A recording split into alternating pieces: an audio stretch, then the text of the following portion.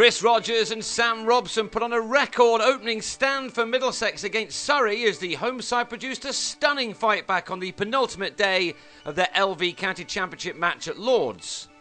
There was little surprise that Middlesex's first innings didn't last much longer. In the fourth over of the morning, Collymore was LBW to Xander de Brain as Middlesex were dismissed for 166, 172 runs behind, and with his bowlers well rested, Graham Smith had no hesitation in enforcing the follow-on. So there was a huge amount of work ahead for Middlesex to try to clamber out of the hole they dug themselves on the previous day. But what a job Robson and Rogers did for their side, which began this round of LV County Championship matches sitting on the top of the table. It's a position they clearly didn't want to lose. After a 40-minute break for rain in the morning, there was an extended afternoon session, but the closest Surrey came to getting another wicket was when Rogers edged de Brain just short of Gary Wilson. The rest of the session belonged wholeheartedly to the Middlesex openers.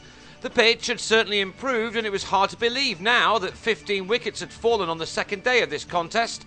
These two batsmen complement each other extremely well, and they've already given their side a couple of solid starts this summer, but nothing quite like this superb effort, which just proves that Middlesex are going to be a very tough nut to crack this summer.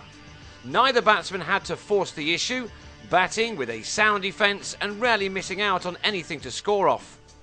For a long time, this was the closest Surrey came to ending this partnership. Jade Dernbach convinced that this fine delivery had caught the inside edge of Rogers' bat.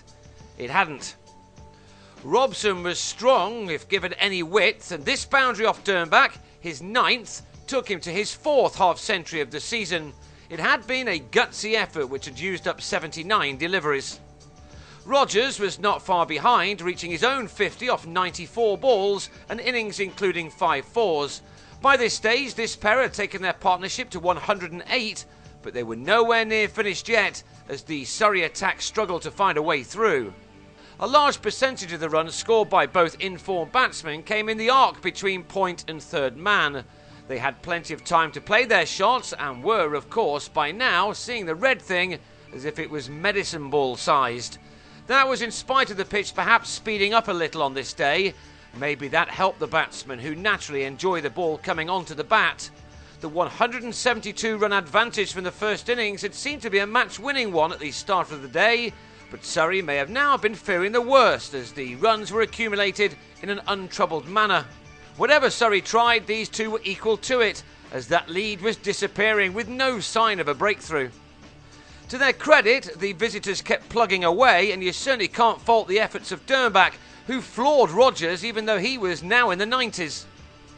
Middlesex were ahead by the time that Rogers reached 100 for the 59th time in his wonderful career. It was, though, his first for Middlesex against Surrey.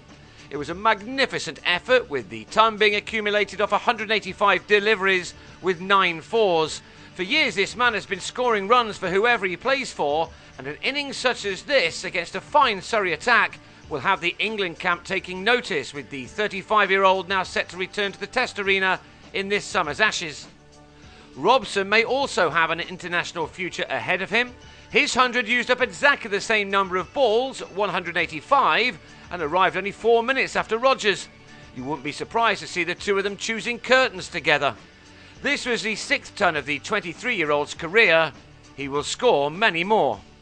There was still no stopping the two of them, and after 69 overs together, they broke Pelham Warner and Johnny Douglas's record opening stand for Middlesex against Surrey, a feat which was achieved before the Oval had a sponsor's name way back in 1907.